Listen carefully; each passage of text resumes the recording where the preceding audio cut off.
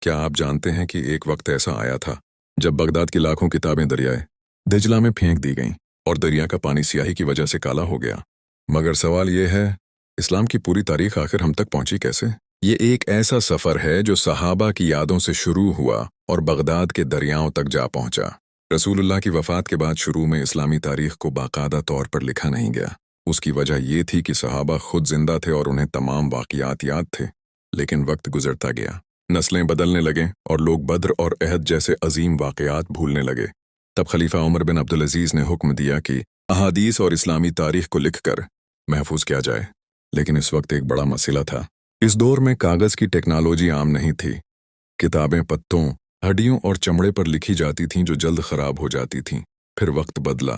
چین کے ساتھ ہونے والی ایک جنگ کے بعد مسلمانوں نے کاغذ بنانے کا فن سیکھ لیا۔ یہی وہ لمحہ تھا جس نے علم کی دنیا بدل دی۔ عباسی خلیفہ ہارون الرشید نے بغداد میں ایک عظیم ادارہ قائم کیا جسے بیت الحکمت کہا جاتا تھا۔ یہ صرف ایک لائبریری نہیں تھی بلکہ دنیا کا سب سے بڑا علمی مرکز تھا۔ یہاں ہزاروں علماء اور مترجمین کام کرتے تھے۔ یونان، فارس اور ہندوستان کی کتابیں عربی میں ترجمہ ہو رہی تھیں۔ یہی وہ دور تھا جسے اسلامی سنہری دور کہا جاتا ہے۔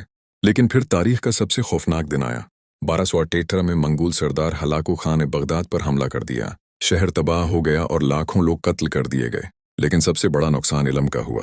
کہا جاتا ہے کہ بغداد کی لائبریریوں کی لاکھوں کتابیں دریائے دجلہ میں پھینک دی گئیں۔ دریا کا پانی پہلے خون سے سرخ ہوا اور پھر کتابوں کی سیاہی سے سیاہ ہو گیا۔ یہ مسلمانوں کے علمی زوال کی ایک بڑی علامت بن گیا۔